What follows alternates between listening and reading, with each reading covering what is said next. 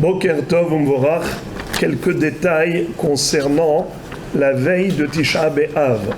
Vous savez que depuis Hatzot, à partir de midi, la veille de Tisha B'Av, on commence déjà à s'abstenir de beaucoup de choses.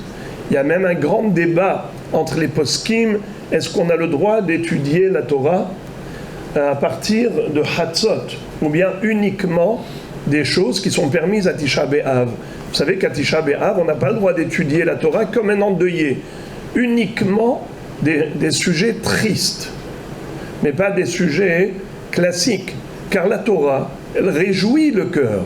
Pikoudé Hashem Yesharim, mais ça mehelev.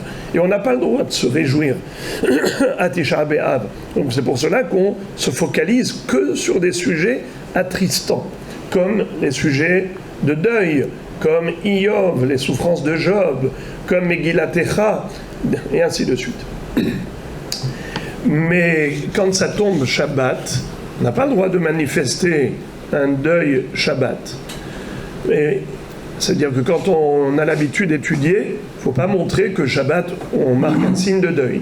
À plus forte raison, lorsque Tisha B'Av ne tombe pas Shabbat, il tombe le Motzaé Shabbat, comme cette année 5785. À partir de Hatzot, de quoi on doit s'abstenir? On ne va pas s'abstenir d'étudier, parce qu'il ne faut pas qu'on montre que Shabbat on est en deuil, mais on s'abstient de la balade, de la promenade. On ne va pas aller se pavaner. Si on a envie d'aller se promener, non. Pourquoi? Parce qu'on n'est pas obligé d'aller se promener pendant Shabbat.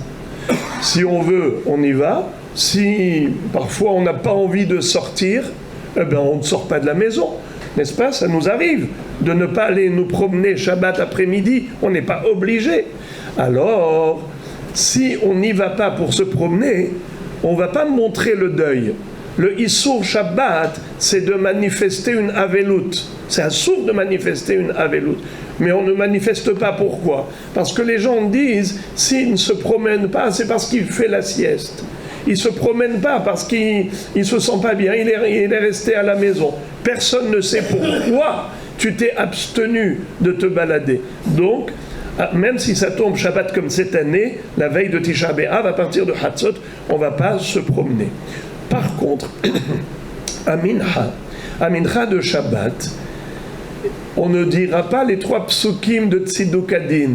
Tzidkatecha ke'arereel, mishpatecha te'om rabba, adamu be'emat Hoshia Adonai, ve'tzidkatecha Elohim ad marom, asher asita el gedolot Elohim yichamocha, tzidkatecha tzedek le'olam, ve'toratecha emet. On ne dit pas ça. Pourquoi?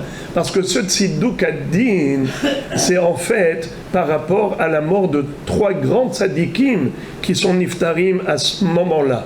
Moshe Rabbeinu, David HaMelech, Yosef HaTzadik. Alors on fait Tziduk Adin par rapport aux 3 tzadikim. Mais étant donné que la veille de fête, on ne veut pas de Tziduk Adin. Par exemple, si Shabbat tombe la veille de Yom Tov, est-ce qu'on dit ces 3 psukim? Aminchat, non. Eh bien, la veille, Shabbat, la veille de Tisha B'Av, c'est comme la veille de Yom Tov. Ah bon?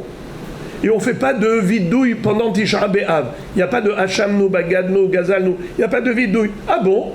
Mais c'est Tisha B'Av. C'est un jour de jeûne. Il n'y a pas plus sévère que le jeûne de Tisha B'Av. C'est vrai. Mais il y a un pasouk dans Megillat Echa qui dit Kara alay moed lishbor bahurai. Étant donné que Tisha B'Av s'appelle Moed, Moed ça veut dire un lieu de rendez-vous, mais c'est aussi le lieu de rendez-vous au Beth Amikdash, comme les 3 fêtes de pèlerinage qui sont des Moadim. Et Akadosh Baruch Hu va transformer Tisha B'Av en jour de fête. צום הרביעי וצום החמישי, צום השביעי וצום העשירי, יהיה לבית יהודה לששון ולשמחה ולמועדים טובים והאמת והשלום אהבו. C'est le prophète Zecharia qui nous a prophétisé tout cela. Étant donné que Tisha B'Av s'appelle Moed, il n'y a pas de Tachanun à Tisha B'Av et on ne fait pas les 3 psukim de Tzidkatecha à Mincha de Shabbat après-midi lorsque Motsai Shabbat ça va être Tisha B'Av. Voilà donc quelques détails. Enfin, dernier détail, c'est que celui qui veut mettre des chaussures neuves qui ne sont pas de cuir à Tisha B'Av, il ne faut pas qu'il mette quand elles sont neuves, qu'il les mette avant Shabbat, qu'il les porte un petit peu pour pas qu'elles soient totalement neuves lorsque on les achète maintenant pour les mettre à Tisha B'Av. Bochim tiyu, rak smahot.